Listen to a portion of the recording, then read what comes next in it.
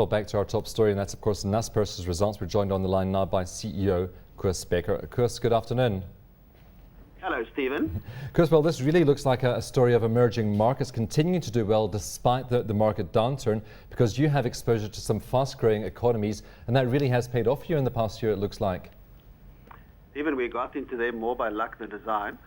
But you know, the world recession is not universal. Places like India or Brazil or China are doing fairly well, while places like, let's say, the US or Britain are really in trouble. And luckily, we're not there. Well, you said you got into them by luck more than design, but going forward, it looks like your focus really very much remains on emerging markets. You have made more acquisitions over the past year, internet company in Poland. Of course, you have an internet company in Russia as well. Is the focus going to remain on emerging markets going forward? Stephen, I believe so. You know, several things are happening. The emerging market is gaining in confidence, so they're not looking up to Europe or the US anymore, certainly not in our industry. They're finding their own feet, and places like India and Russia going forward should be a lot more vibrant than the more mature markets, especially in our neck of the woods, which is internet and media. I expect them to do pretty well over the next 5 years, including the countries we work in Africa. Of course, one of your key assets is Tencent in China. Is there a concern that your fortunes are tied too closely at this stage to China's economy and to the internet in China? Well, you know, in a sense, you have to tie your fortunes to something, and I'd rather tie it to China than almost any other country in the world. At the moment, there are about 350 million, I would say, warm bodies behind the internet in China, out of a population of about 1.3 billion. And I think in 10 years' time, you'd not be able to file a tax return or conduct yourself as a citizen in a place like China or here without being on the internet. You know, it'll be like cell phones where everyone has one. So we hope Tencent still has a lot of ceiling before it's penetrated the whole population. Of course, there was a little bit of concern last week with new regulations regarding virtual money on the internet, and that seems to have been shrugged aside for now. Is there any impact on Naspers and Tencent from these regulations? Stephen, I think it was just a misunderstanding. The regulations more or less consolidated in statute what the practice already was. For example, Tencent allows you to play games or conduct certain internet activities, like buy your girlfriend a bunch of virtual flowers by using what's known as Tencent coins. Now, the new regulations simply say those virtual currencies, call it that, can't be used to go buy sneakers, you know, real-world physical objects. But that was always the case. We were not in that business. So the regulations as they are formulated now basically reflects the current practice. So there wouldn't be an effect. Talk to us a little bit about Bibo. That's your joint venture with Tencent, and it's in India, developing social gaming and e-commerce platforms. Is this going to be a replica of Tencent in another very big emerging market? We hope for that, but it's not guaranteed. You know, Tencent had the great advantage of starting early. When we invested, it was a baby, and the internet was young, and lots of things could still happen. That was almost 10 years ago. In India, we started 3 years ago. But I like India. It's a wonderfully vibrant country, and the engineering talent is far superior to South Africa. You know, the Indian engineers are becoming as good as the Americans, and certainly better than the Europeans.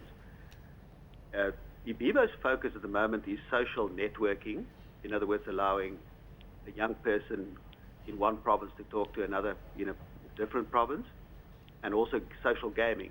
And games are mainly there it's mainly to meet people. You know, the Indian culture still makes it pretty difficult for boy to meet girl because of all the strictures, and internet is a place where that happens. So we expect quite good growth from Bibo. Tencent has the raw engineering muscle to be able to develop new products for India, and they've already started in the last year to make a big difference. Listen, Koos, the internet all sounds very exciting for you going forward. How about pay TV, though? You saw some strong growth, revenue up 12% in pay TV revenues, 634 more households added on during the year, most of those in South Africa at this stage. Though, when would you start to see Africa, outside of South Africa, growing faster than the South African market? Because our market must at some point become saturated. Yes, totally true, Stephen, totally true. We expected saturation already before. And there have been periods like January, February this year when things slowed down locally. The rest of Africa is still quite vibrant. So we expect places like Angola or Kenya to grow quite strongly. And we've seen it now with the World Cup, that especially those countries that had a stake in it, had quite a lively response.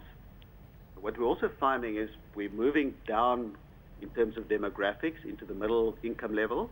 Teachers and policemen and so on, where in the past it was more government ministers and wealthy business people. The demographics are definitely moving into the middle class all across Africa. It's the same with cell phones, I mean, 50 million people in Nigeria have cell phones. At the moment, 1 in 40 has a pay TV subscription, and I think it'll increase.